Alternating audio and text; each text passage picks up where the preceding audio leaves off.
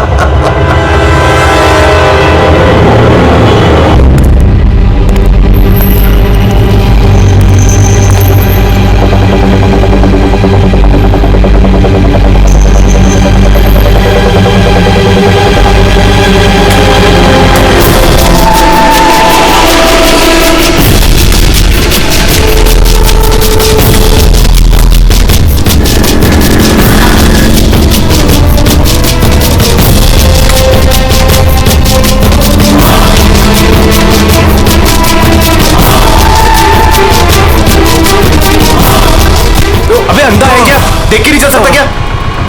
अंधा ही हूँ भाई। अरे भाई सॉरी, मेरी छड़ी मुझे पता नहीं था।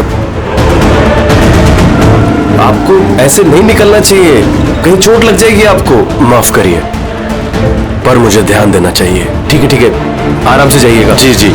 आप चले जाएंगे या मैं छोड़ के आऊं? नहीं, मैं चला जाऊंगा। ठीक है, थैंक यू।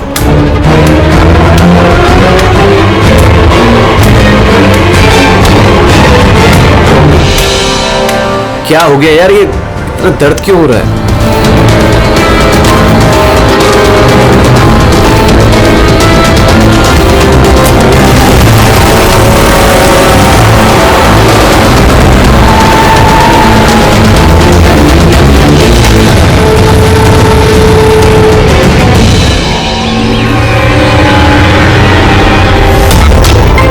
कुछ नहीं होगा रमन, तुम्हें कुछ नहीं होगा। Hold on Raman. पैर पकड़ो। डॉक्टर इंजेक्शन, जल्दी फास्ट, क्विकली। डॉक्टर इंजेक्शन दो, जल्दी।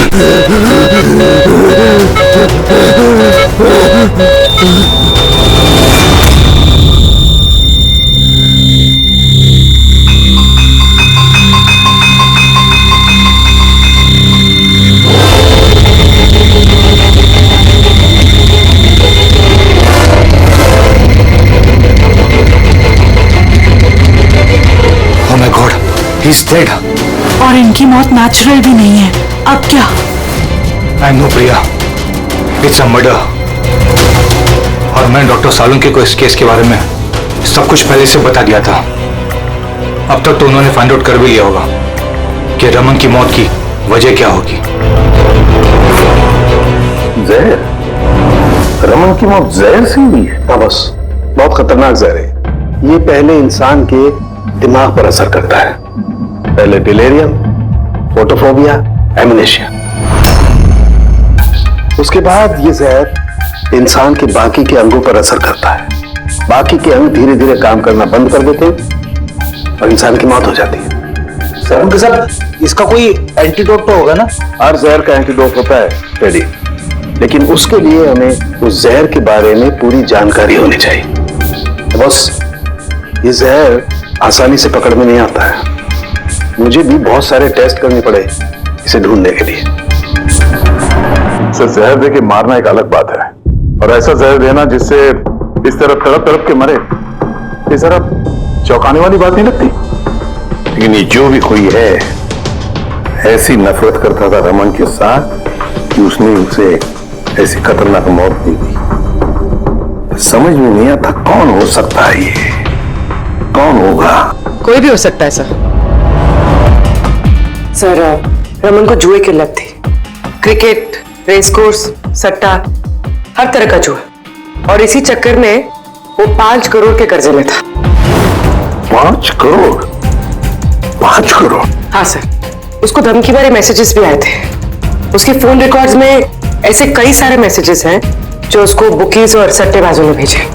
जी देखिए सर, हो सकता है इन्हीं में से किसी की धमकी सच साबित हो गई होगी। पता नहीं, पर जिस तरह से इसको मारा है सर, लगता तो नहीं है किसी बुकी का काम है। फिर भी इन्हें बुलाना तो पड़ेगा, शायद कुछ पता चल जाए। हाँ, हेलो एसीपी प्रद्युमन। अच्छा ठीक है।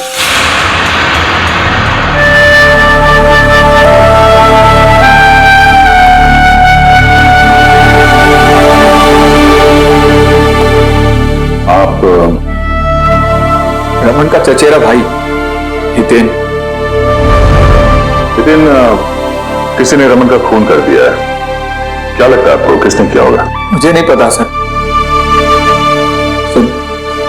बुरे काम का बुरा नतीजा, एक ना एक दिन तो ये सब होना ही था सर। हम किसने किया, कैसे किया, ये तो नहीं पता सर, लेकिन इतने सारे लोगों से दुश्मनी, इतने सारे लोगों का कर्जा, उन्हीं में से किसी ने। अच्छा, आपके अलावा परिवार में इनका और कौन? माँ है इसकी, लेकिन हम वो कहां पर है ये मुझे नहीं पता। ठीक है, तो हमारी इन्वेस्टिगेशन अभी चल रही है, तो बॉडी अभी यहीं रहेगी हमारे पास। आप अपना कांटेक्ट नंबर वहां लिखवा दीजिएगा, जरूरत पड़ेगी तो आपको तकलीफ देंगे। जी सर।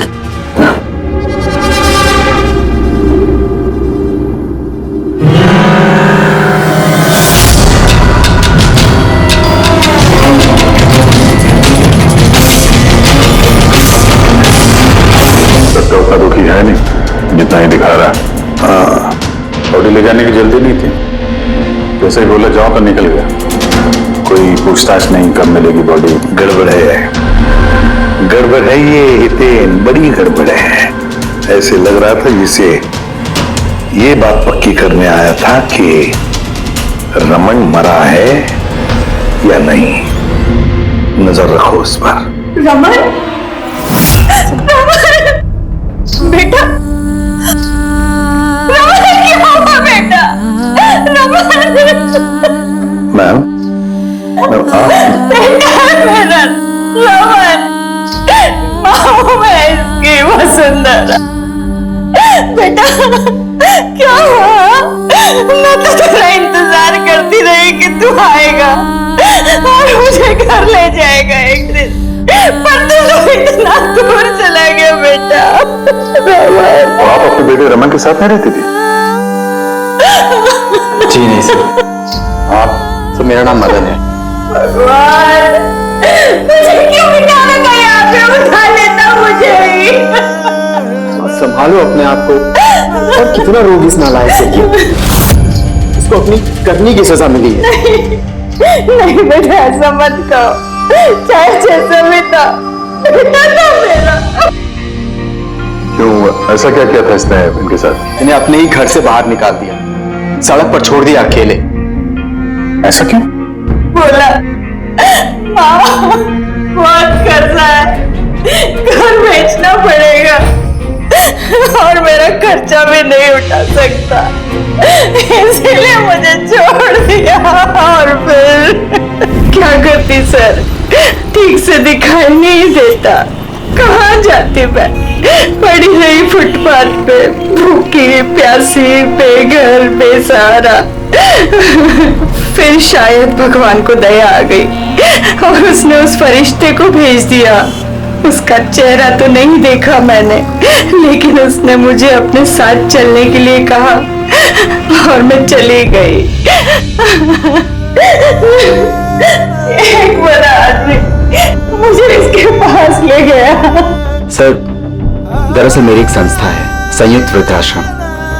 हम वहां पर कोशिश करते हैं कि इन जैसे बुजुर्गों को घर जैसा प्यार और सम्मान मिल सके। माँ जी मुझे वृद्धाश्रम के गेट पर मिली थी एक चिट्ठी के साथ, जिसमें लिखा था कि इनका ख्याल रखना। बस उसी दिन से संयुक्त वृद्धाश्रम इनका घर बन गया। आज सुबह लैंडलाइन पे फोन आया कि इनके बेटे की मौत हो गई है। बस इनसे रहा ही नहीं किया। माँ है ना। मेरी आपसे विनती है, इसके कातिलों को छोड़ना मत सर। जरूर सजा दिलवाना सर, जरूर सजा दिलवाना। देखिए माँ जी, मैं आपसे वादा करता हूँ, हम रमन के कातिल को नहीं छोड़ेंगे, उसे कड़ी से कड़ी सजा दिलवाएंगे। आप प्लीज चिंता मत कीजिए। थोड़ा ख्याल रखिए अपना। मदन, इनका ख्याल रखना। और एक बात, किसी भी चीज की आप लोगों को जरूरत पड़े तो हमें जरूर याद करना। कमाल है तारिका, हॉस्पिटल के डॉक्टर्स की रिपोर्ट के हिसाब से इसकी जान पर जो निशान है ना, ये या तो किसी एलर्जी का है या फिर किसी जहरीले कीड़े मकोड़े के डंक का निशान है।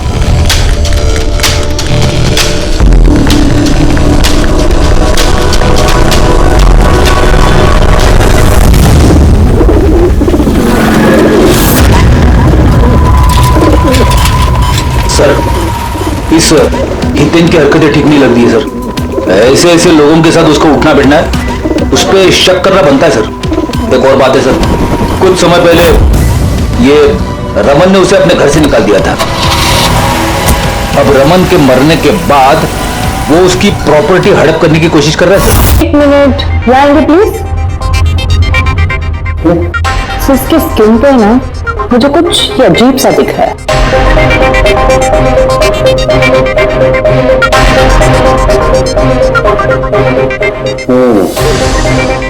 तारिका, ये जो अजीब सी चीज है ना, दरअसल ये पैराफिन है। पैराफिन? मोम। अरे तो इसका मतलब वो जहर इसकी थाई में नहीं इंजेक्ट किया गया? किया गया, वो जहर इसकी थाई में ही इंजेक्ट किया। तो फिर ये मोम कहां से आया? मोम कहां से आया? तारिका, यहां से खूनी ने जहर इंजेक्ट किया। दरअसल ये जहर मोम से, पैराफिन से कोटेड था, इसीलिए इसकी इस चमड़ी पर भी और इसके खून में भी हमें पैराफिन मिला है, क्योंकि खूनी नहीं चाहता था कि जहर तुरंत इसके शरीर में जाकर के असर दिखाए, इसलिए उसने इसे कोट कर दिया। और ये जो जहर है, इसको माइन, ये एक बायो पॉइजन है, जैविक जहर। खूनी ने इसे मोम से कोट किया, इसके शरीर में इंजेक्ट किया और फिर इसके शरीर की गर्मी से मोम पिघलने लगा और वो जहर इसके खून में मिलकर के अपना असर दिखाने लगा। मतलब ये जहर किसी लिक्विड फॉर्म में नहीं बल्कि पैलेट यानी छोटी गोली के फॉर्म में इसके शरीर में डाला गया है। एग्जैक्टली।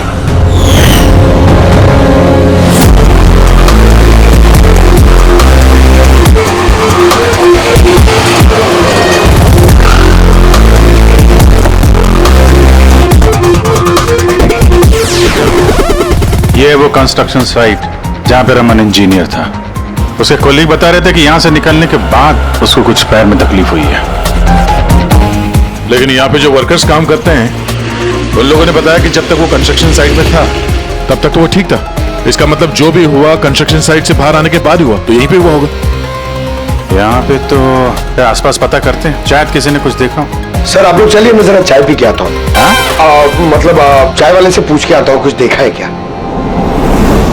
अभिजीत, ये बच्ची कंस्ट्रक्शन साइट के सामने अखबार बेच रही है, पूछते हैं उससे।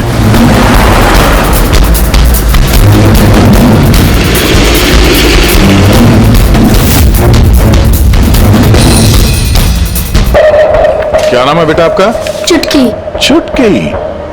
अच्छा बेटा जरा ये देखो, ये फोटो देखो ध्यान से। इनको जानती हैं आप, पहचानती हैं? हाँ, ये अंकल तो हमेशा मुझसे अखबार खरीदते थे, पर 3 दिन से ये नहीं आए। तो 3 दिन पहले आपने इस अंकल को यहाँ पे देखा था? हाँ, एक आदमी के साथ ये टकरा गए थे, इनको चोट भी लगी थी। वो आदमी बहुत अजीब था। अजीब मतलब? अबे अंधा है क्या? देख के नहीं चल सकता क्या? अंधा ही हूं भाई।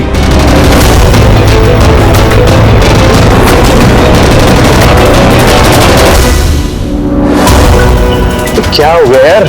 दर्द क्यों हो रहा?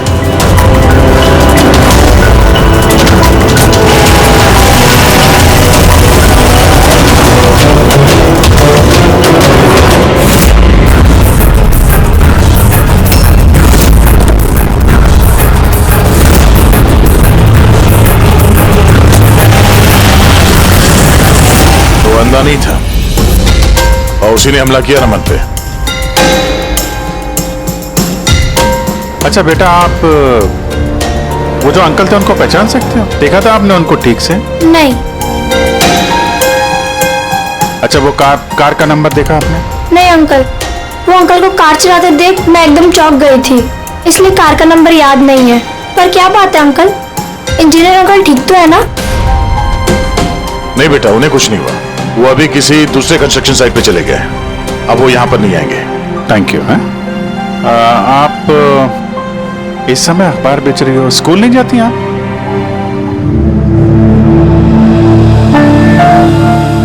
क्या बात है, हैं? स्कूल तो जाना चाहिए। आप कितनी इंटेलिजेंट लड़की हो। एक्चुअली हर बच्चे को स्कूल जाना चाहिए और आपको भी जाना चाहिए। पर स्कूल जाने के लिए बहुत सारे पैसे चाहिए ना अंकल, मेरे पास पैसे नहीं है। बेटा, अगर आपको पैसे ना देना पड़े तो आप स्कूल जाएंगी? हाँ अंकल, जरूर जाऊंगी, मुझे पढ़ना है।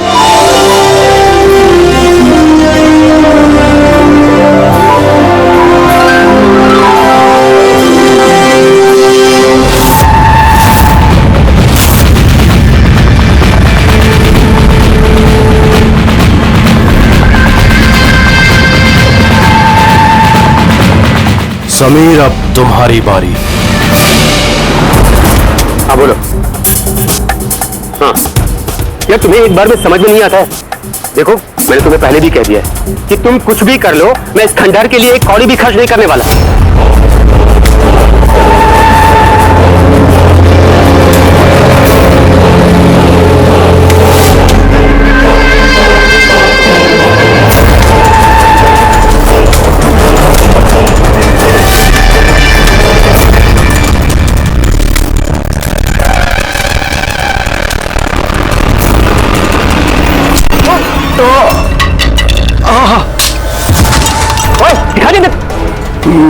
मेरी छड़ी।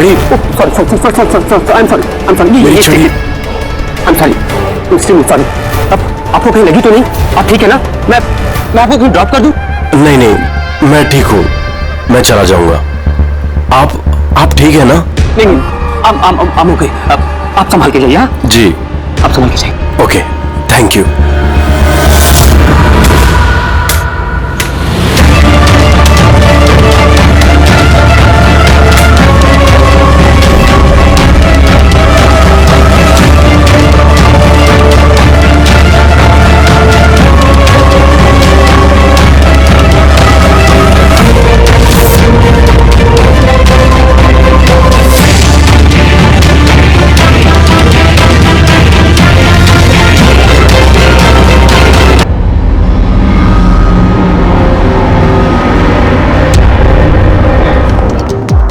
चला इस आदमी को जो जहर दिया गया ना, वो भी किसी पौधे से ही बनाया गया है।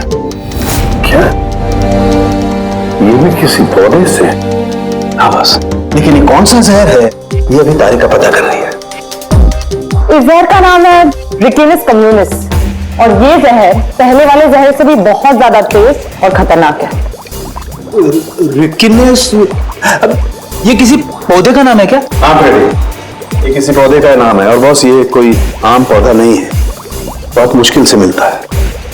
और खूनी जो कोई भी हो बॉस, उसे पौधों के बारे में बड़ी अच्छी जानकारी है।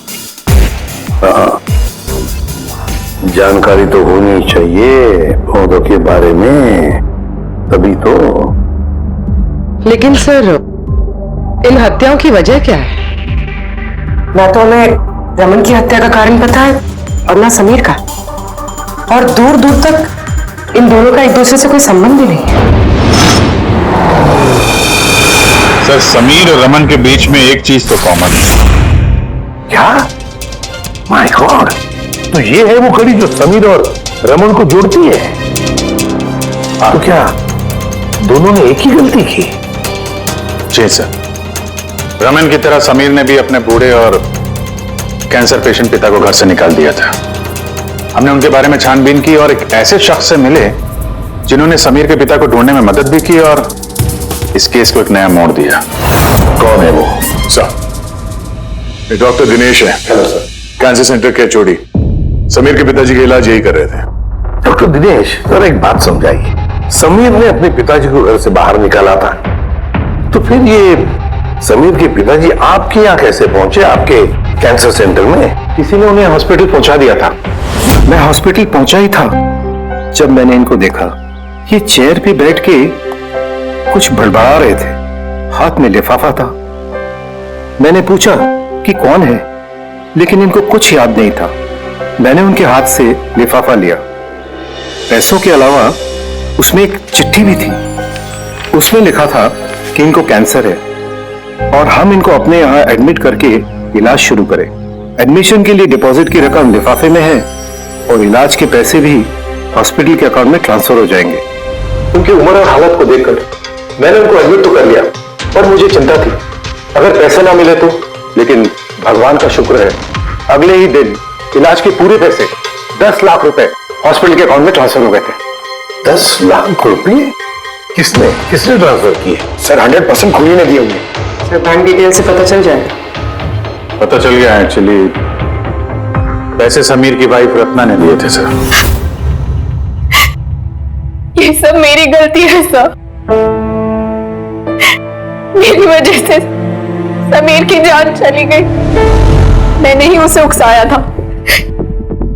पिताजी की देखभाल में काफी प्रॉब्लम हो रही थी और सारी प्रॉपर्टी और सब हमारे नाम पर हो ही चुका था, तो मैंने ही समीर को कह के पिताजी को घर से निकलवा दिया। शर्म नहीं आती तुम्हें? समीर के पिता तुम्हारे भी पिता समान थे, उनको ही घर से निकाल दिया। तो ये सब करने के बाद फिर उनकी इलाज के लिए 10 लाख रुपए क्यों दिए? मुझे किसी ने धमकी दी थी सर कि अगर पिताजी के इलाज के लिए 10 लाख रुपए नहीं दिए तो वो समीर को मुझे मार देंगे। सर मैंने उन्हें 10 लाख रुपए दे दिए, फिर भी उन्होंने समीर को मार दिया। और अभी भी कहा है कि अगर हर महीने पिताजी के इलाज के लिए 50,000 रुपए नहीं दिए तो वो मुझे भी मार देंगे। किसी पे शक है तुम्हें? नहीं। उसके बारे में कुछ याद है? उसकी आवाज, उसका लहजा, कुछ भी याद नहीं। सर प्लीज मुझे बचा लीजिए। सर मैं मरना नहीं चाहती। सर मैं पिताजी को घर ले आऊंगी, मैं अपने उनकी पूरी देखभाल करूंगी, पूरी कोई तकलीफ नहीं होगी। सर आप प्लीज मुझे बचा लीजिए। सर प्लीज मुझे बचा। कुछ नहीं होने देंगे तुम्हें। तो वो जिस नंबर से धमकी भरे कॉल आते थे, वो नंबर ले लो, पता करो कहाँ का है। आप चलिए।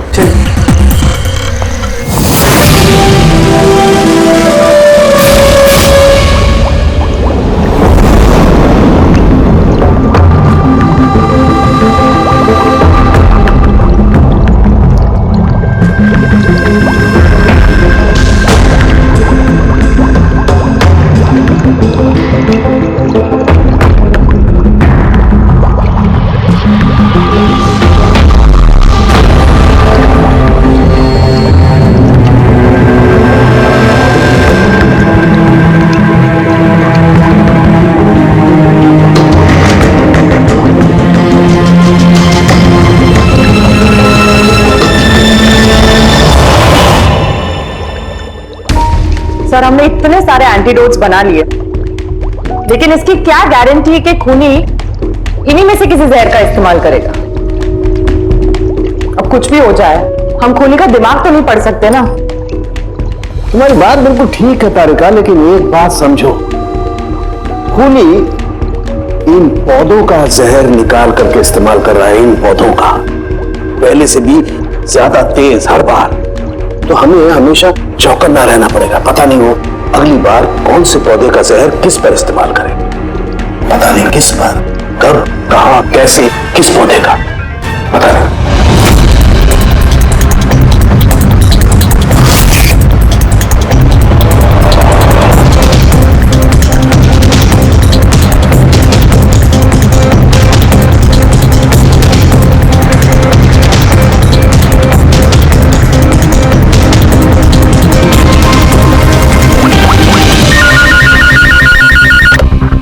हेलो, हाँ पूरी बता। सर वो फोन बूथ जहाँ से कातिल ने रत्ना को धमकी भरे कॉल्स किए थे वो ये भाईंदर रेलवे स्टेशन के पास है। Bhayandar railway station? तो वहां तो बहुत भीड़ भाड़ रहती है। जाहिर सी बात है उसने ब्लाइंड मैन के भेस में तो किया नहीं होगा। बड़ा मुश्किल है पता लगाना। सर किसी को कुछ पता तो नहीं है, लेकिन एक खास बात यह है कि ये कॉल्स सुबह 11 से 12 के बीच किए गए हैं और रेलवे स्टेशन के पास एक बस स्टैंड भी है जहाँ से बस जाती है पुणे। बस स्टैंड भी पास में ही है, तो ट्रेन से भी जा सकता है और बस से भी। चलो कोई बात नहीं, देखते हैं। भाईंदर, इसका मतलब कि खूनी मुंबई से ही है और सिर्फ समीर का खून करने के लिए पुणे गया था। तो पुणे वो ट्रेन से गया होगा या फिर बस से या फिर कोई प्राइवेट गाड़ी या फिर खुद की गाड़ी से। वही तो सर, खूनी को पता था कि हम लोग रत्ना तक पहुंच जाएंगे और ये कॉल वाली बात खुलेगी, इसलिए वो हमें गुमराह कर रहा है सर। खेल खेल रहा है हमारे साथ। हाँ, खेल खेल रहा है। अगर सर हम लोग खूनी तक पहुंचेंगे कैसे? हमारे पास उसके खिलाफ तो कोई इंफॉर्मेशन है ही नहीं और हमें यह भी नहीं पता है कि उसका अगला शिकार कौन होने वाला है। पंकज, इससे पहले कि खूनी अपनी शिकार तक पहुंचे, हम शिकार उसके सामने डाल देंगे। ये घटना आज सुबह 10 बजे की है। मुंबई के गोरेगांव रेलवे स्टेशन पर एक बुजुर्ग ने रेल के नीचे आकर अपनी जान देने की कोशिश की। वहां मौजूद लोगों ने उन्हें बचा लिया। आइए जानते हैं कि आखिर वो क्या वजह है जिसने एक बुजुर्ग को ये करने पर मजबूर कर दिया।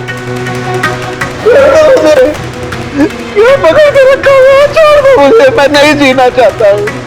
क्या करूँगा मैं जी करके? लेकिन आपके साथ हुआ क्या है? आखिर आप क्यों मरना चाहते हैं? क्या हुआ? मेरे साथ क्या हुआ? मुझे मेरे इकलौते बेटे ने घर से बाहर निकाल दिया अकेले करके।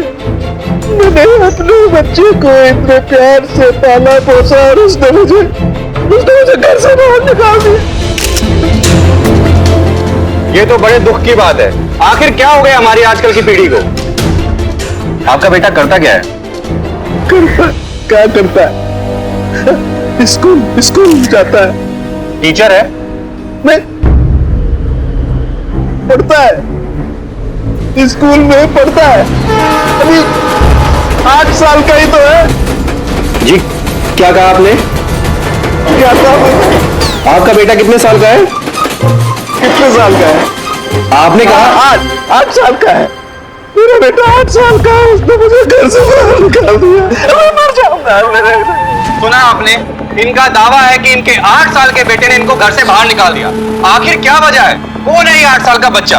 रेल की पटरी पर जान देने की कोशिश करने वाले बुजुर्ग के 8 साल के बेटे का पता चल गया है। वो दरअसल 33 साल का सॉफ्टवेयर इंजीनियर है। बुजुर्ग की दिमागी हालत ठीक नहीं है, इसलिए अब भी वो उसे 8 साल का बच्चा ही समझते हैं।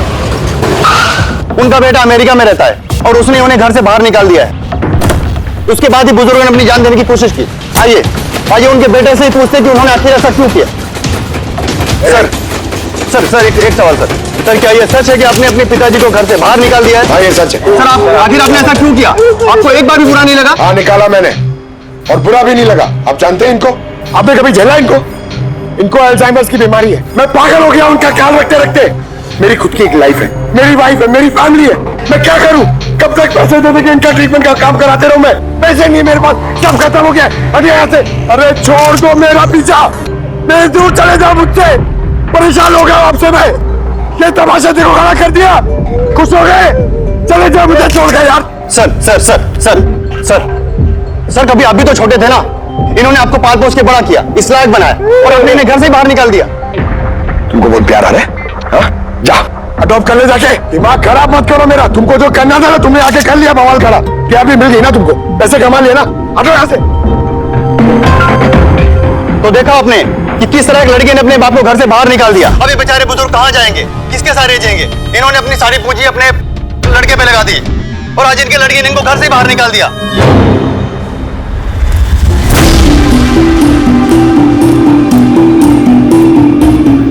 बड़े बच्चे गुब्बारे ले लो जल्दी। गुब्बारे वाला गुब्बारे ले लो। अरे बेटा गुब्बारे ले लो। गुब्बारे वाला गुब्बारे ले लो।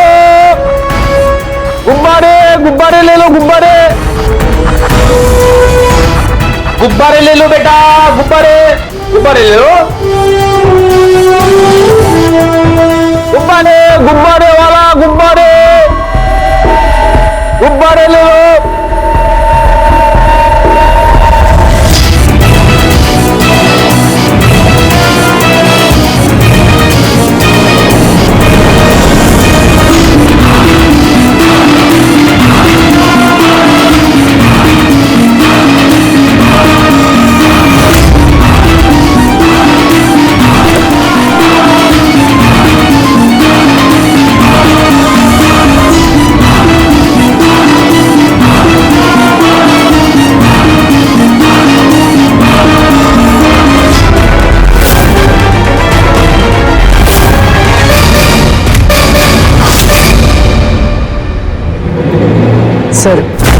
सर एक अंधा बिल्डिंग की तरफ आ रहा है।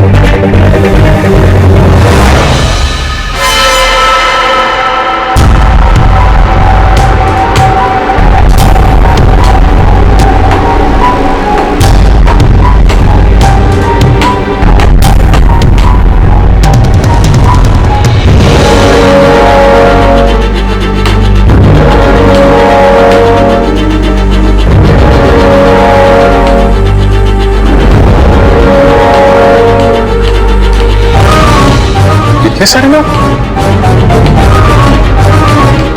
सर, इतने सारे अंधे एक साथ? हमने तो एक सोचा था, यहाँ तो 8-10 निकले। लगता है ये कोई चाल है।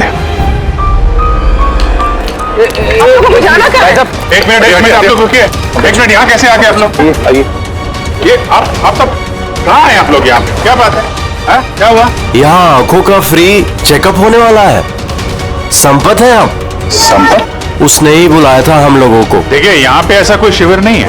कौन संपत कौन है? किसने बुलाया आपको? उसने ही तो बुलाया था यहाँ।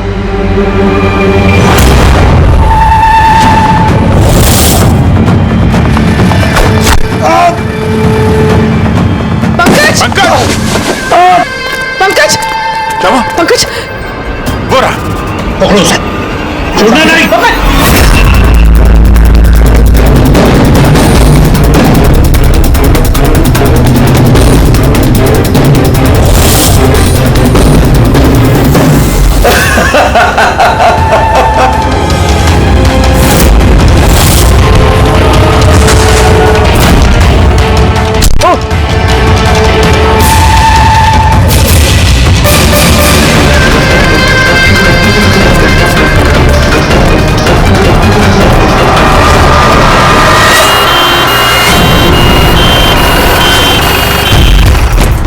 आजा, जल्दी आजा।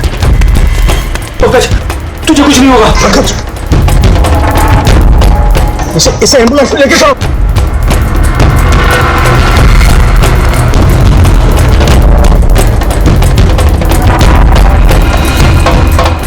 पंकज, पंकज, तुझे कुछ नहीं होगा। पंकज, तारिका, ये लो, इससे जहर का पता करो। अगर जहर का पता नहीं चला तो हम एंटीडोट नहीं दे पाएंगे। मेरी बात सुन रहे हो तुम? सुना नहीं है पंकज, आंखें बंद मत होने देना। आदर्श, हमारे पास इसका एंटीडोट हो, वरना हमें इसे हॉस्पिटल ले जाना पड़ेगा। और आई एम श्योर ये वाला जहर पहले वाले जहर से बहुत ज्यादा स्ट्रॉन्ग है। तारिका, एक काम करो, नेशनल डायल सेंटर को फोन करो और उसे लाइन पर रखो।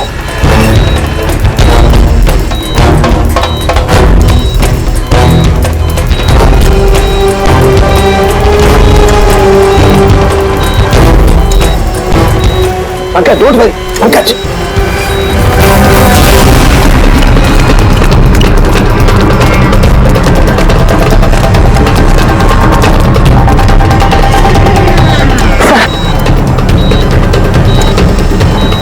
Oh my God! ये नहीं हो सकता है। आवाज सुनकर तो जहर ही बदल दिया। लेकिन सर हमारे पास इतने सारे एंटीडोट से कोई ना कोई तो काम करेगा ना। कोई काम नहीं करेगा बॉस, वो पौधे का जहर ही नहीं है, उसने जहर बिल्कुल बदल दिया है। अब क्या होगा सौरभ? करना कुछ यार। पंकज की ब्रीदिंग, सब ठीक हो जाएगा। हाँ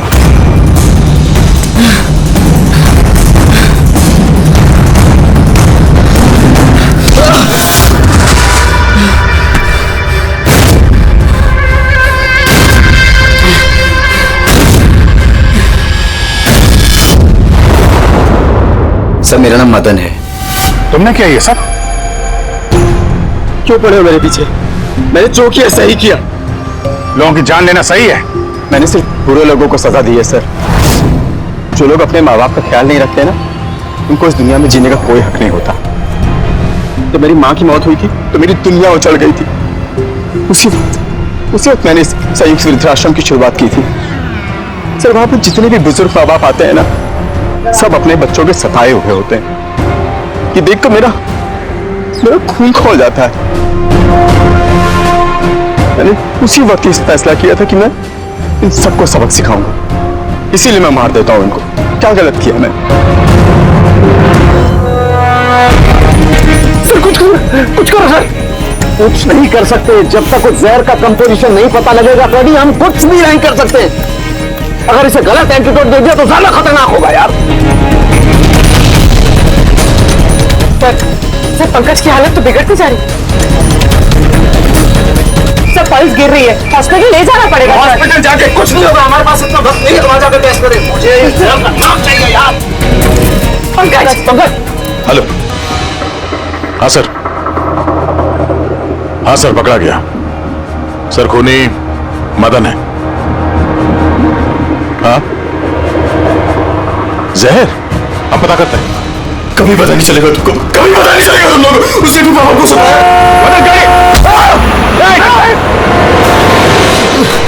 ना मदन मदन मदन मदन एम्बुलेंस बुलाना पड़ेगा जल्दी। नहीं सर कोई फायदा नहीं है, मेरा काम हो गया है। नहीं मदन, मान लिया तुमने उन लोगों के साथ जो कुछ भी किया, मान लिया, लेकिन तुमने जिसे वो जहर चुबाया है वो बेगुनाह है, निर्दोष है, उसने कुछ नहीं किया। वो जहर कौन सा बताओ? हाँ BTX।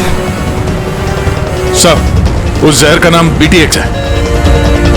सालुंखे, जहर का नाम है BTX।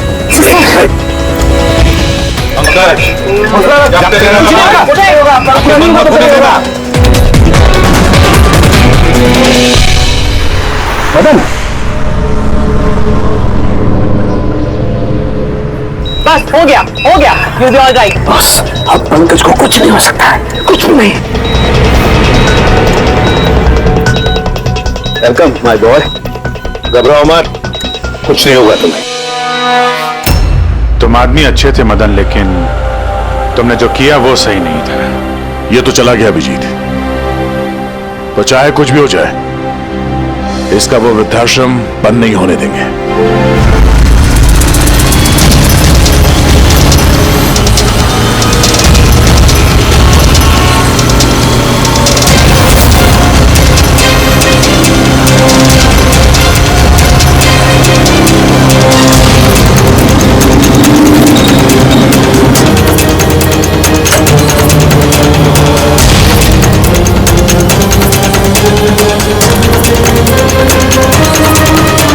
एक मिनट,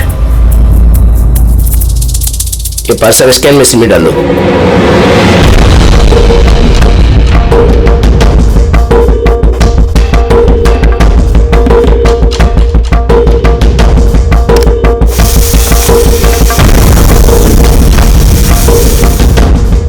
ये पार्सल रिसेप्शन में दे दो।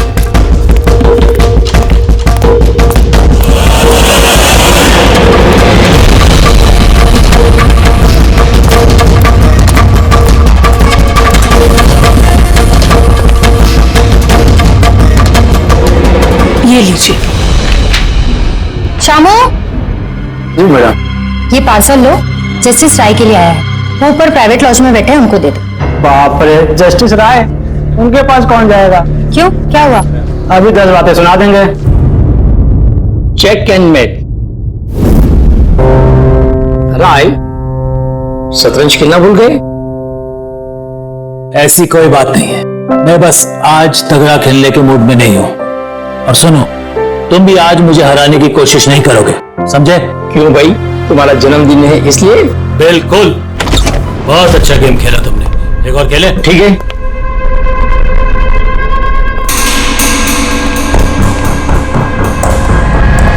हेलो सर, राय सर। क्या है? हैप्पी बर्थडे सर, आपके लिए पार्सल आया। ठीक है, रखो इधर, रखो इधर आओ। आप क्या हुआ सर? ले लो। Thank you sir, thank you very much sir. Happy birthday sir. कुछ चाहिए तो बोलिएगा सर। ठीक है। उसने सोचा भी नहीं होगा डांट की जगह टिप मिलेगी। ये सब लोग ना मुझे घूसट और खड़ूस समझते हैं, लेकिन मुझे इससे कोई दिक्कत नहीं है। इनफैक्ट मुझे मजा आता है। अरे ये सब छोड़ो, पैकेट खोलो ना, क्या है?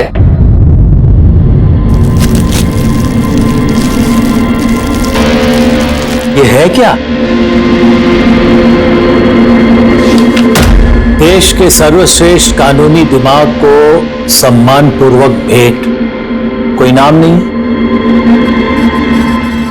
Press the tell.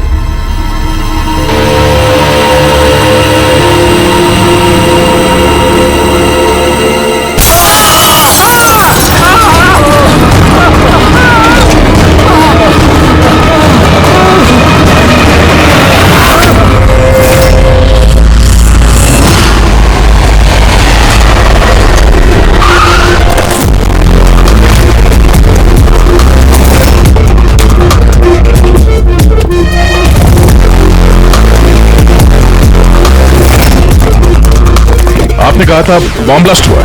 हाँ सर, लॉन्च में सर। वो दोनों वहीं थे सर।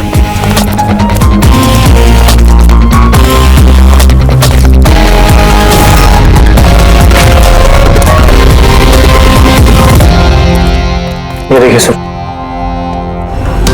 यहाँ तो कांच ही कांच है। पूरे फेस पे कांच के टुकड़े हैं।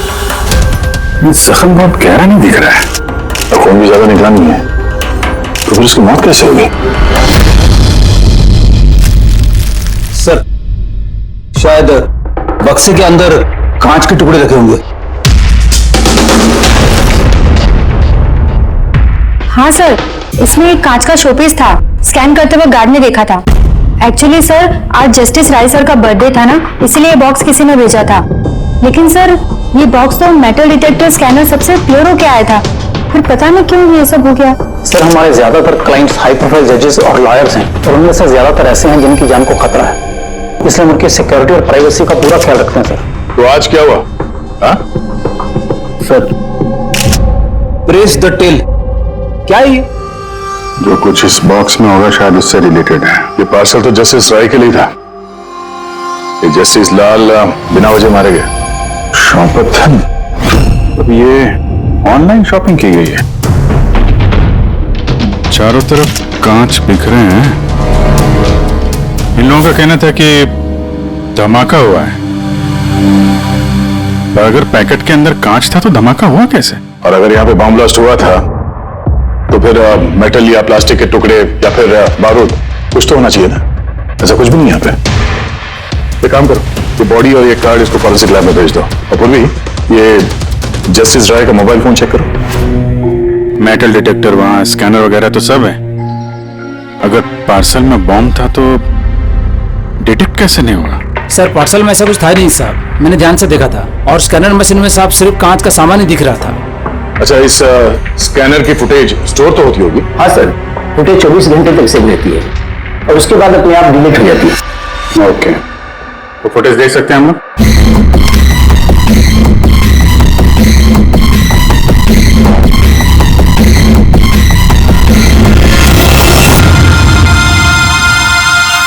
ये क्या?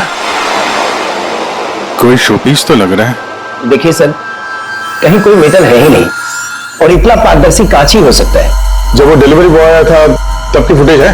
हाँ सर, और कल बारिश की वजह से सीसीटीवी कैमरा खराब हो गया था। आप कह रहे थे सिक्योरिटी का बड़ा इंतजाम है, ये आपका इंतजाम है? Sorry sir.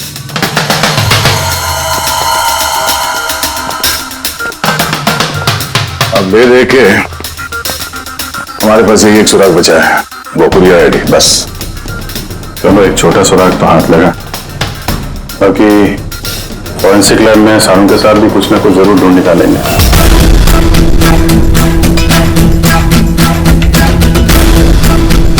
ये बुद्धि तो सूरज ही नहीं रही है, समझ में नहीं आ रहा है आखिर ये हुआ कैसे। या सांके तू कह रहे तेरे समझ में नहीं आ रहा कि दोनों की मौत हुई कैसे? अरे नहीं, ये समझ में आ गया कि इनकी मौत कैसे हुई है।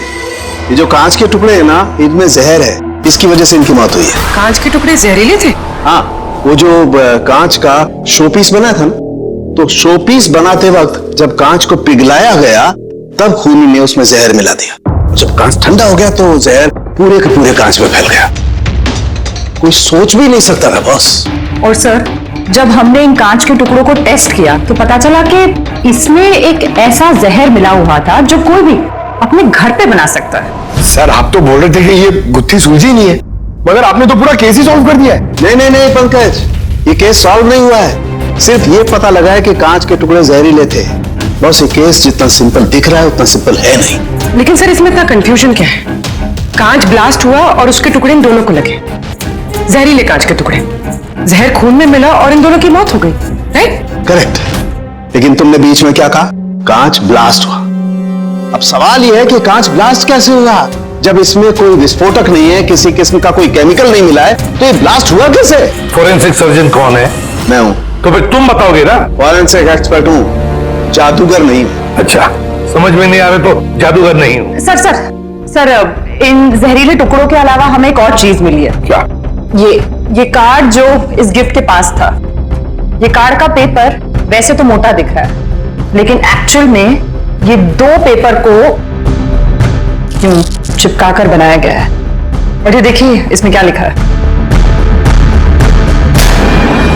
सजाए मौत, मतलब खूनी ने सिर्फ कत्ल ही नहीं की, कत्ल के साथ साथ एक मैसेज भी भेजा, सजाए मौत। जो हुआ उसका बहुत दुख है हमें, पर ऐसे समय में भी हमें आपसे कुछ सवाल करने पड़ेंगे। जी मैं समझ सकती हूँ। आपको किसी पर शक है?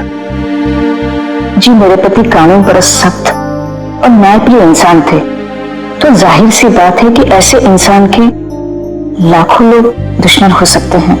वो अपराधी जिनको उन्होंने सजा दी थी, वो वकील जो इनकी सख्ती से बहुत परेशान थे और इनके फैसले से नाखुश भी। आए दिन उन्हें धमकियां भरे फोन आते थे और लेटर्स भी, पर इन सब के बावजूद भी वो अपने आप पर गर्व महसूस करते थे। उन्हें लगता था कि उनकी ईमानदारी का ये इनाम था। आई एम सॉरी, इससे आगे मैं और कुछ आपको बता नहीं पाऊंगी, पर हाँ आनंद आपको सब कुछ बता देगा। आनंद? आनंद कौन है? आनंद इनका पर्सनल असिस्टेंट है। और कहाँ मिलेंगे मिस्टर आनंद? वो मेरे पति के चेंबर में ही ऊपर बैठकर काम कर रहे हैं, आप चाहे तो उन्हें मिल सकते हैं। मिस्टर आनंद, जस्टिस राय पे बहुत सारे हमले हुए थे, बहुत लोग दुश्मन थे उनके, क्या जानते हैं इनके बारे में आप? सर, उनको धमकी देने वाले लोगों की कमी नहीं थी। अच्छा, ऐसे कितने लोग थे जिन्होंने जान से मारने की धमकी दी थी? अनगिनत। उनकी धमकियों को ट्रॉफी के जैसे संभाल कर रखते थे। एक मिनट सर। धमकी पत्थर और स्याही क्यों? कई साल पहले किसी ने खिड़की से पत्थर फेंका था। ये रही उनकी ट्रॉफीज। ये सचमुच ज्यादा है। लोग उन्हें बहुत सख्त समझते थे, लेकिन सच पूछो तो सर बड़े ईमानदार और न्यायप्रिय थे। यहाँ तक वकील भी उनसे डरते थे और अपराधी उनके नाम से कांपते थे। धमकी भरे खत तो ठीक है, लेकिन ये पत्थर और स्याही क्यों? कई साल पहले किसी ने खिड़की से पत्थर फेंका था तो सर ने पत्थर भी रख लिया था। और ये स्याही की बात है? अरे सर, ये तो कुछ ही महीने पहले की बात है। क्या कर रहे हो?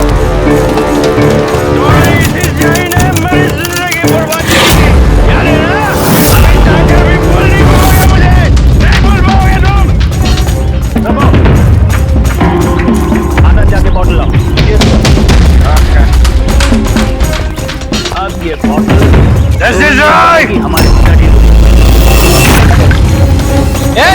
कर रहे हो? तुम्हारी इसी जाई ने मेरी जिंदगी बर्बाद की थी, याद है ना? अभी चाहकर भी भूल नहीं पाओगे मुझे, नहीं भूल पाओगे तुम। जिन जिन लोगों ने सबकी डिटेल चाहिए। आनंद जाके बॉटल लाओ। अब ये बॉटल सोवेनियर बनेगी हमारी स्टडी रूम में। कमल को इस हरकत की वजह से फिर से जेल हुई, शायद और कोई अब भी जेल में ही हो। तो नहीं है इसमें कि हमें पता चल सके कि ये सारी चीजें अपने कब्जे में ले लो। वहां पर जो और मिस्टर आनंद, वहां पर सिर्फ जज साहब को जिन जिन लोगों ने धमकी दी है सबकी डिटेल चाहिए हमें, सबकी लिस्ट चाहिए। यार वीरेन प्लीज यार एक बार फिर से पता करो यार, शायद कुछ पता चल जाए। सर जब ये पॉसिबल है ही नहीं तो पता चलेगा कैसे?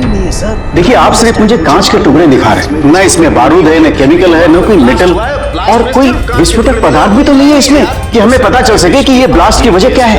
यार वीरेन वहां पर जो कुछ था वही दूंगा ना, वहां पर सिर्फ कांच के टुकड़े थे और कुछ नहीं था। तो सर ये बॉम्ब ब्लास्ट है ही नहीं, गुणों के बारे में बात क्योंकि दुनिया में ऐसा कोई भी बॉम्ब नहीं बना जो सिर्फ कांच के टुकड़ों से बना हो। सर उसको हर तरह कांच में विस्फोटक गुण होते ही नहीं सर, ट्राई टू अंडरस्टैंड। मुझे मालूम है कांच में विस्फोटक गुण नहीं होते, लेकिन वहां पर ब्लास्ट हुआ है, ब्लास्ट में सिर्फ कांच के टुकड़े मिले और कुछ मिला ही नहीं है यार। तो सर आई विश कि आप ये केस जल्द से जल्द सॉल्व कर लें, ताकि हमें भी तो पता चले कि ये ब्लास्ट हुआ कैसे। सर आप लोग कांच के गुणों के बारे में बात कर रहे हैं ना? मैं ऐसी किसी को जानती हूँ जो हमारी हेल्प कर सकती है। ग्रेट सर उसको हर तरह के कांच के बारे में पता है। आई थिंक हमें एक बार उससे मिल लेना चाहिए। मिलते हैं तारिका, तुम जिससे कहोगी उससे मिलते हैं, बस मुझे सिर्फ ये पता करना है कि आखिर ये ब्लास्ट हुआ कैसे।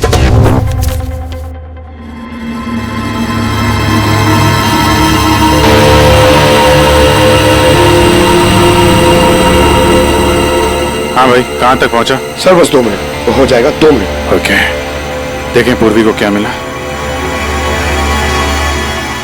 फोन से कुछ पता चला राय साहब के? हाँ सर, कुछ अजीब से मैसेजेस मिले हैं जस्टिस राय और जस्टिस लाल के बीच।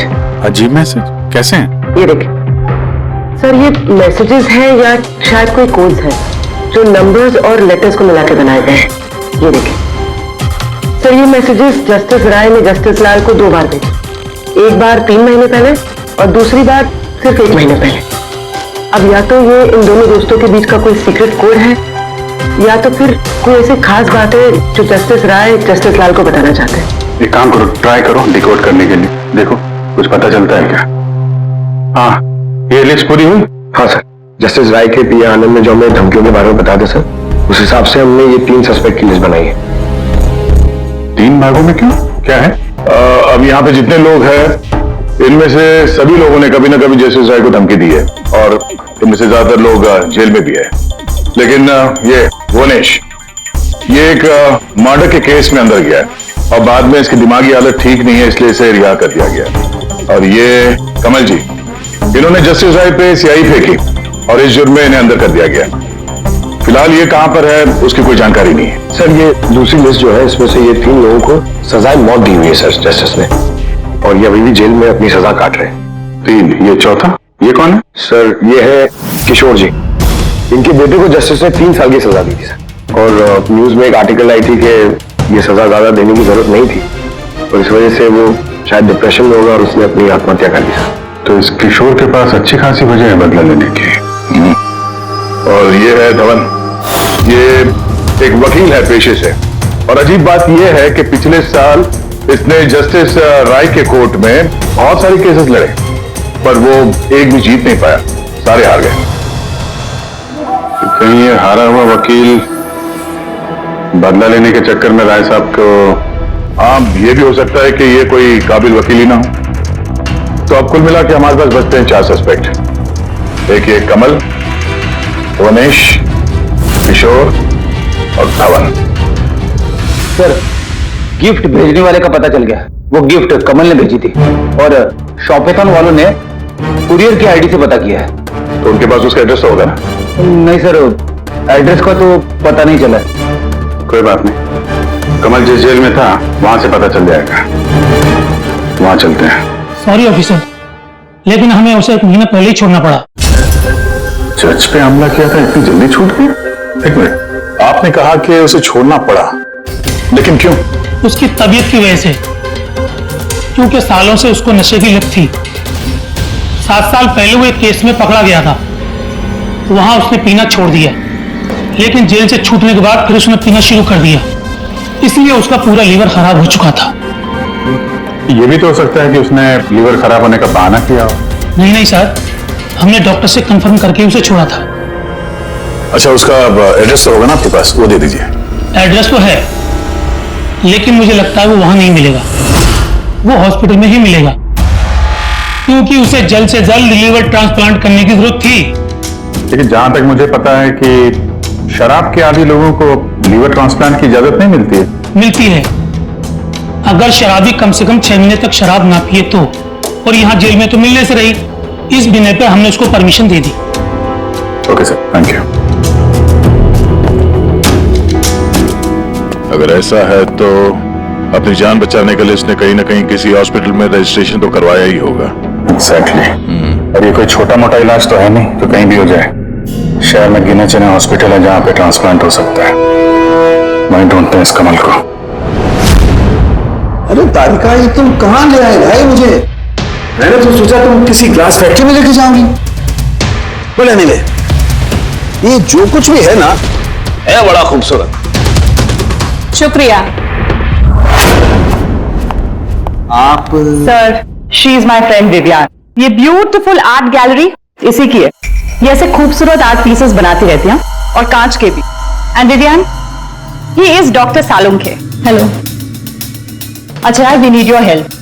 हमें कांच और कांच की चीजों के बारे में इंफॉर्मेशन चाहिए, एक मर्डर मिस्ट्री सॉल्व करने के लिए। श्योर। अच्छा विवियन, ये सारी चीजें आप ही ने बनाई हैं? जी। ऑब्वियसली आप ही ने बनाई होंगी, लेकिन कैसे? बहुत आसान है। वैसे तो ज्यादातर चीजें कांच को पिघलाकर बनी है। प्रोपेन टॉर्च से कांच पिघलाया जाता है और उसी पिघलाए हुए कांच को मंचा आकार दे दिया जाता है। अच्छा हाँ, ये एक एक्सरे इमेज है कांच के शोपीस का, लेकिन सरप्राइजिंग बात यह है कि ये पूरा ब्लास्ट हो गया। Do you think it's possible? इसका आकार तो बूंद जैसा है, लेकिन समझ में नहीं आ रहा कि ये है क्या। विवियन, एक बार जरा फिर से देखो गौर से, शायद कुछ ऐसी चीज हो जो तुमने अभी तक देखी नहीं। एक मिनट, इसकी नोक देख रहे हैं आप लोग? ये जानबूझकर बनाई हुई तो नहीं लगती।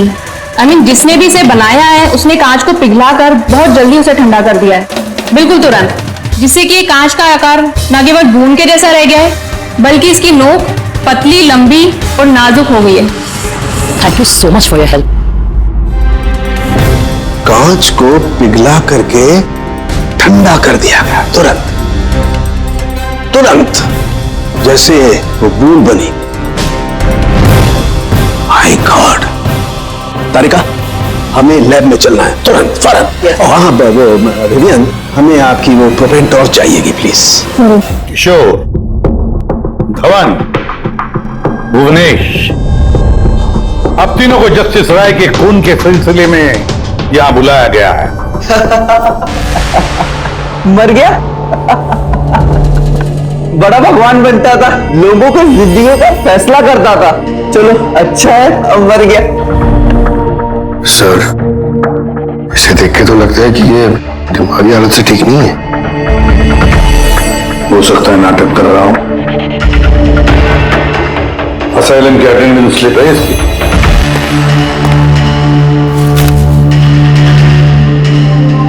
सर, इसमें तो लिखा है कि 1 महीने से बाहर ही नहीं गया असाइलम से, और ये रिपोर्ट खुद डॉक्टर ने बनाई। ये देखिए।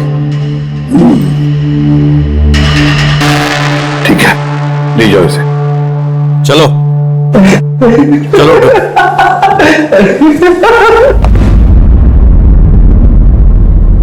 खुश तो आप भी होंगे ना जस्टिस राय की मौत से? देखिए, मैं मानता हूं कि मेरे बेटे ने गलती की थी, गलत संगत में पड़ गया था वो, लेकिन न तो उसका गुनाह इतना बड़ा था और न ही उसकी उम्र कि उसे माफ न किया जा सके। और फिर अगर सजा देनी ही थी तो कम सजा दी जा सकती थी उसे, लेकिन जस्टिस राय ने ऐसा कुछ नहीं किया, जिसकी वजह से आपके बेटे ने आत्महत्या कर ली। जी, और आप जस्टिस राय को उसका जिम्मेदार मानते हैं? बिल्कुल मानता हूं और मैं खुद को भी जिम्मेदार मानता हूं। शायद मेरी अपनी परवरिश में कोई कमी रह गई थी। और धवन जी, आपने पिछले साल में जस्टिस राय के कोर्ट में 17 केसेस लड़े हैं और आप 17 के 17 केसेस हार गए। आपको भी गुस्सा आया होगा, इसलिए आपने तो इस वजह से मैंने उनका खून कर दिया, ऐसा सोच रहे हैं आप? इससे बचकानी सोच कोई हो ही नहीं सकती। इस वजह से कोई किसी का खून करता है क्या? इस जजमेंट की वजह से आपके क्लाइंट्स आपको छोड़कर चले गए, वकील के तौर पर आपकी बदनामी हुई। जस्टिस राय ने ना सिर्फ आपके खिलाफ जजमेंट दी, बल्कि आपके प्रैक्टिस के खिलाफ, आपकी वकालत के खिलाफ जजमेंट दी। सर, मैं मानता हूं आपने जो कुछ भी कहा सच है, लेकिन इससे यह कतई साबित नहीं होता कि मैंने उनका खून कर दिया है। धवन जी, साबित नहीं हुआ तो क्या हुआ? हो तो सकता है ना। देखिए सर, मेरी इतने सालों की प्रैक्टिस है, इस पेशे में कोई नया नहीं हूं मैं। सर, मैंने इतने सालों तक मेहनत करके बहुत नाम कमाया है, लोग जानते हैं मुझे। और सर, जिस वक्त जस्टिस राय का खून हुआ, उस वक्त मैं कहां था, क्या कर रहा था, किसके साथ था, इन सब बातों का ब्यौरा दे सकता हूं मैं, वो भी गवाहों और सबूतों के साथ। एक बात मत भूलिए धवन जी, खून एक पार्सल की वजह से हुआ है और जिस वक्त खून हुआ उस वक्त खूनी वहां पर मौजूद नहीं था, समझे आप? इसलिए आपके गवाह और आपके सारे सबूत हमारे लिए कोई मायने नहीं रखते। आप सिर्फ भूलिएगा मत कि जब तक ये केस सॉल्व नहीं होता, आप हमारे शक के दायरे में हैं।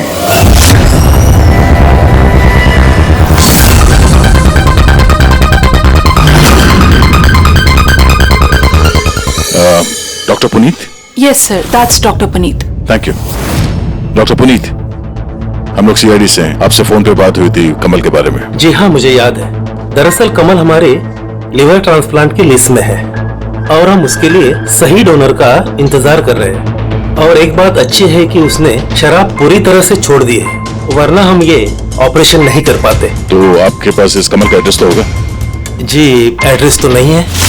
तो डॉक्टर साहब, उसको अगर डोनर मिल गया तो आप उसे कांटेक्ट कैसे करेंगे? सिंपल है, हम डोनर्स और जरूरतमंद पेशेंट की लिस्ट हमारी वेबसाइट पर अपलोड कर देते हैं और सभी पेशेंट्स अपने डोनर्स की सही लिस्ट वहां पे देखते हैं और हमें कांटेक्ट करते हैं। अगर कमल अपना नाम लिस्ट में देख लेता है तो यकीनन वो यहाँ आ जाएगा। ये तो बहुत अच्छी खबर है। डॉक्टर साहब, आपको हमारा एक काम करना होगा। पिघले हुए गरम गरम कांच को तुरंत ठंडा करना है, तुरंत। और पानी से ज्यादा अच्छा ये काम और कौन कर सकता है?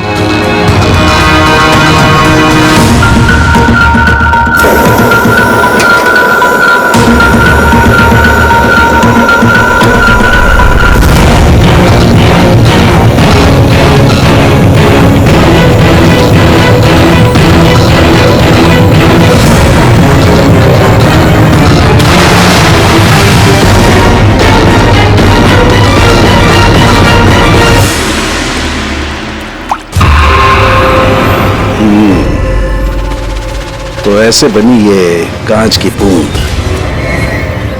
लेकिन जस्टिस राय की जिस बूंद से मौत हुई थी वो तो काफी बड़ी थी। ठीक है, मैं भी एक बड़ी बूंद बनाने की कोशिश करता हूं।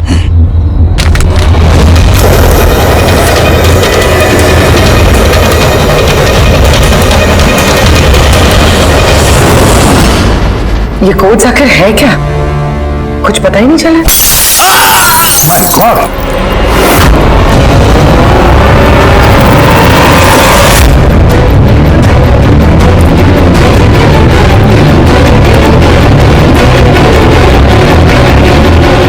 अरे सर, सालों के साथ क्या हुआ? सर क्या हुआ सर? सर ये सब हुआ कैसे? कहीं आप बॉम्ब तो नहीं बना रहे थे? हाँ, क्या? बॉस और जस्टिस राय को और जस्टिस लाल को जिस तरह के बॉम्ब से मारा गया ना, मैंने पता कर लिया बॉम्ब किस तरह से बनाया गया। बहुत आसान है। वो कैसे सर? अरे यार, सब कुछ यही पूछोगे, थोड़ी मरम पसंद तो करने दो यार। बस कांच के इस बूंद जैसे आकार को सिर्फ एक ही तरीके से बनाया जा सकता है, गरम गरम पिघले हुए कांच को पानी में गिराकर। पिघला हुआ कांच पानी में गिरेगा और तुरंत ठंडा होकर के ये बूंद जैसा आकार ले लेगा। इसके इस आकार की वजह से ही इसे कांच के आंसू भी कहा जाता है। यार, कांच के आंसू के बारे में छोड़, कैसे बनते हैं ये कांच का आंसू? फूटा कैसे, ये बता पहले। वही तो पता करने की कोशिश कर रहा था बॉस। मैंने इस कांच के आंसू मतलब इस बूंद के अगले सिरे को बहुत ढूंढने की कोशिश की, लेकिन कुछ नहीं हुआ। उसके बाद मुझे याद आया, पार्सल के साथ मैसेज भी आया था और उस मैसेज में लिखा हुआ था प्रेस द टेल। मैंने ये इसकी दुम, इसकी पूंछ को दबाया, बम। आपको मालूम ही है सर, ये पूंछ दबाई और टूट गया, ये कुछ समझ में नहीं आया। मैं समझा। दरअसल ये सब कुछ होता है कांच के अणुओं में भीषण भौतिक तनाव की वजह से। जैसे ही कांच, गरम गरम कांच, पिघला हुआ कांच एकदम ठंडा होता है, इसके अणु में बहुत जबरदस्त भौतिक तनाव हो जाता है और फिर इसकी पूंछ को जब तोड़ा गया तो जबरदस्त भौतिक तनाव की वजह से इसके अणु एकदम बिखर गए और बूम, ब्लास्ट। ये सब कुछ कोई आम आदमी जान ही नहीं सकता। इसे जानने के लिए भौतिक विज्ञान की अच्छी खासी जानकारी होना बहुत जरूरी है। यानी कातिल कोई ऐसा है जो ये सब अच्छी तरह से जानता है। डॉक्टर पुनीत अपनी केबिन में है? हाँ सर है। Thank you. डॉक्टर साहब मेरे लिए डोनर मिल गया। हाँ, कब है मेरा ऑपरेशन, कब कर सकते हैं? वो अभी हम आपका ऑपरेशन नहीं कर सकते क्योंकि आपके लिए सही डोनर नहीं मिला है। ऐसा कैसे हो सकता है डॉक्टर? मेरा नाम लिस्ट में सबसे पहले था।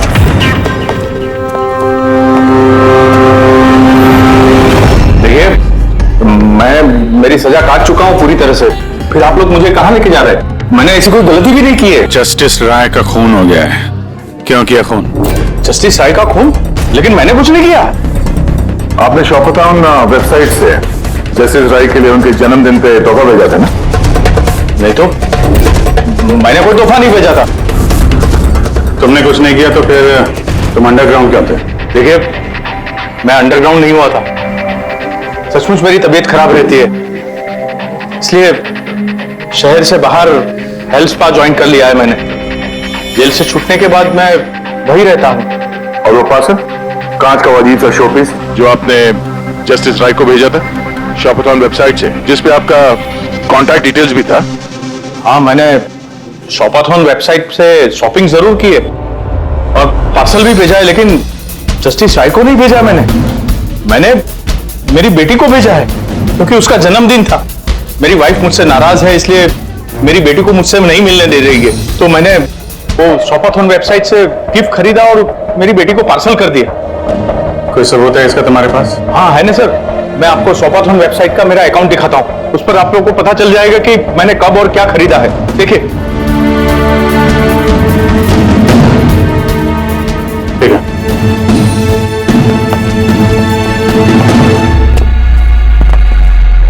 ये आदमी तो वाकई सच बोल रहा। इसने तो वो गिफ्ट अपने बेटी के लिए खरीदा था, और वो भी जस्टिस राय की मौत के 2 हफ्ते पहले।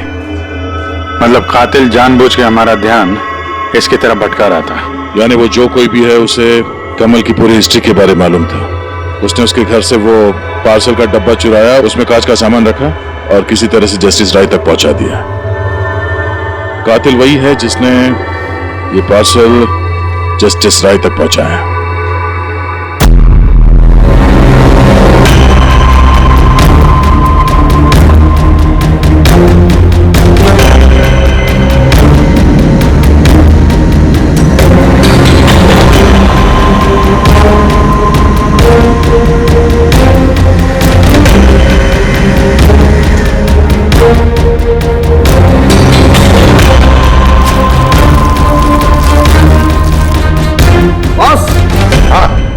एक मिनट जरा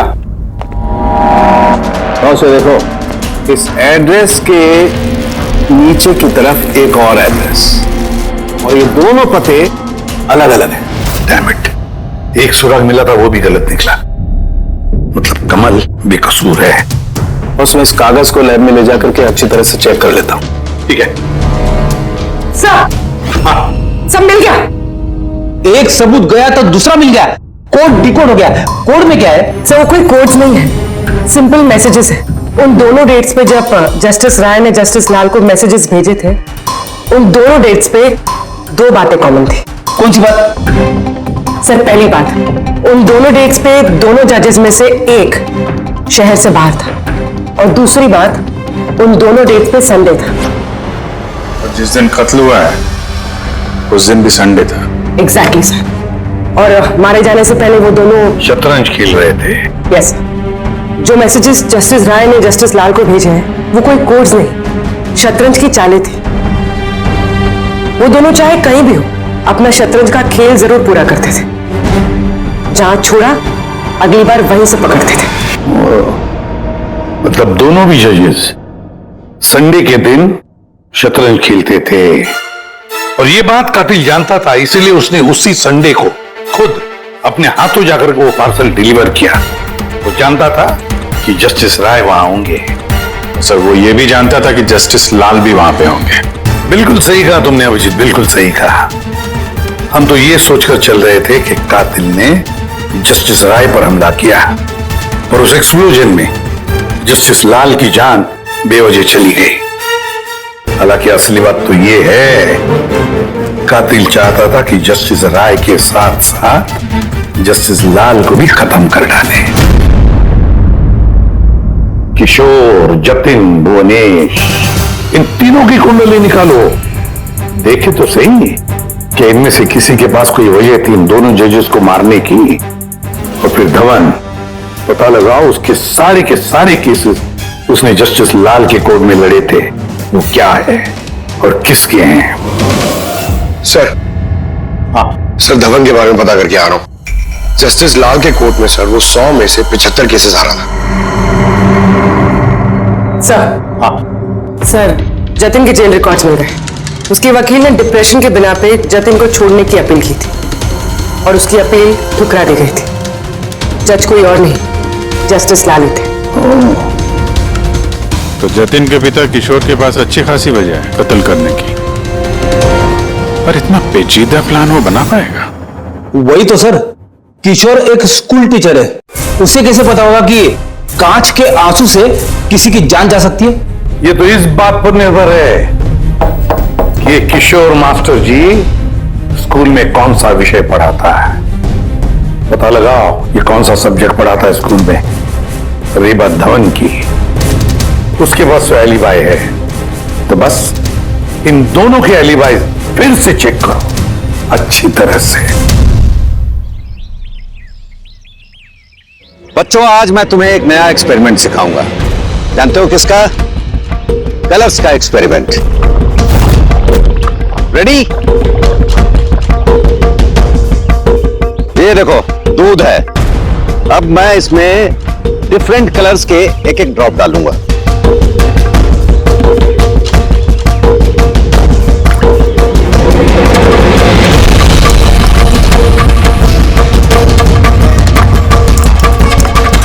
नाउ कम हियर। देखो बेटा, अब जब मैं ये बर्ड इसके अंदर डालूंगा तो तुम्हें देखने को मिलेगा कि अणु किस तरीके से प्रक्रिया करता है। देखो,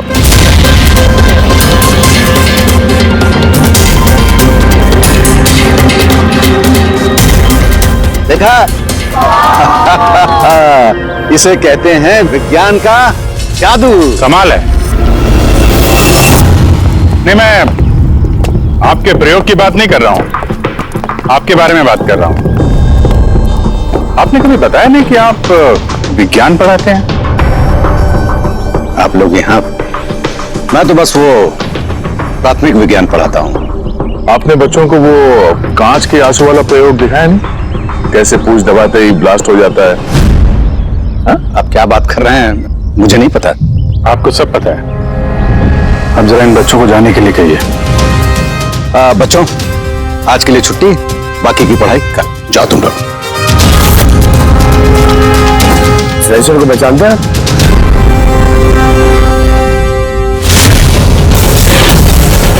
रविवार याद है आपको? जिस दिन टीचर पेरेंट मीटिंग थी, और उसी दिन जस्टिस लाल और जस्टिस राय का खून भी हुआ था।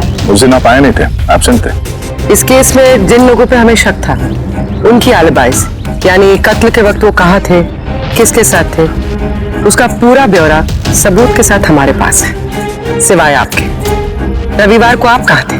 मैं घर पे ही था, मेरी तबीयत नहीं ठीक थी इसलिए मैं जा नहीं पाया। झूठ, आप घर पे नहीं क्लब हाउस में थे। जस्टिस राय को वो पैकेज डिलीवर करने गए थे। अगर मैं मान लूं कि आप ठीक कह रही हैं, कोई सबूत है आप उनके पास? सबूत तो खैर अभी नहीं है।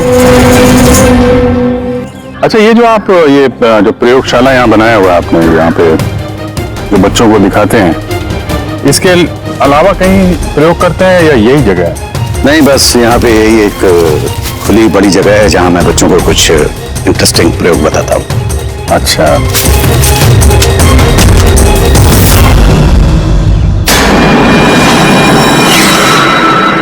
सर आप अंकल? अरे आप लोग वहां कहां जा रहे हैं?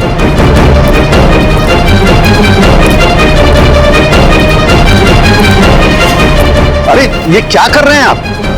प्रोफेसर साहब, आपको सबूत चाहिए था ना, वही ढूंढ रहे हैं। सर पहचान रहे नहीं सर? ये तो एक टुकड़ा है, ऐसे बहुत सारे टुकड़े यहाँ मिलेंगे अगर यहाँ पे आसपास खोदा गया तो। ये आपको भी पता है। ये कोई साधारण कांच के टुकड़े नहीं है डॉक्टर साहब। आपने जो एक्सपेरिमेंट्स किए थे और जो प्रयोग सफल नहीं हुए, आपने उन कांच के टुकड़ों को लाकर यहाँ पर दबा दिया, है ना? अभी आप सच बोलेंगे कि इस कांच को हम जाके टेस्ट करें? क्योंकि अगर इसमें टेस्ट किया तो इसमें वो जहर जरूर मिलेगा। हाँ, मैंने ही उन दोनों को मारा है, क्योंकि उन दोनों ने मिलकर के मेरे बेटे को मारा है। मैंने उसी वक्त ठान लिया था कि इन दोनों से अपने बेटे की मौत का बदला लूंगा मैं। मैंने इन दोनों पे निगाह रखना शुरू किया। एक दिन बच्चों के लिए इंटरनेट पे कुछ अनोखे प्रयोग ढूंढ रहा था मैं, तभी मुझे ये कांच के आंसू का प्रयोग मिला। मैंने सोच लिया कि अपने बेटे को इंसाफ दिलाने का यही एक तरीका है। मुझे पता था कि कमल जस्टिस राय पे स्याही फेंक चुका है और अभी अभी जेल से छूटा है। मुझे उसकी बेटी के बारे में भी पता था। मैं जानता था कि वो उसे बर्थडे गिफ्ट जरूर भेजेगा। अरे भाई साहब, ये भी लेना।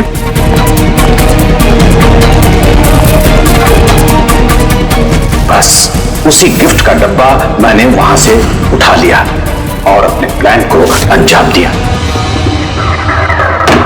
मैंने उसे बहुत सावधानी से पैक किया।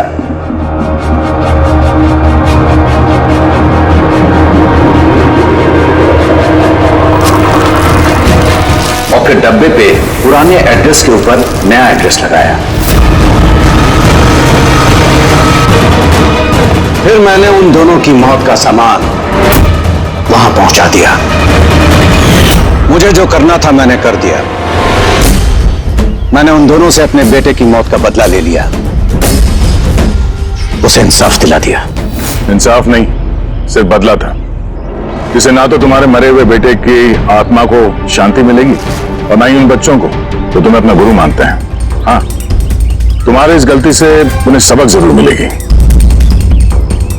अपनी बची हुई जिंदगी जेल में काटते हुए शायद आप भी अपना सबक सीख ही लेंगे।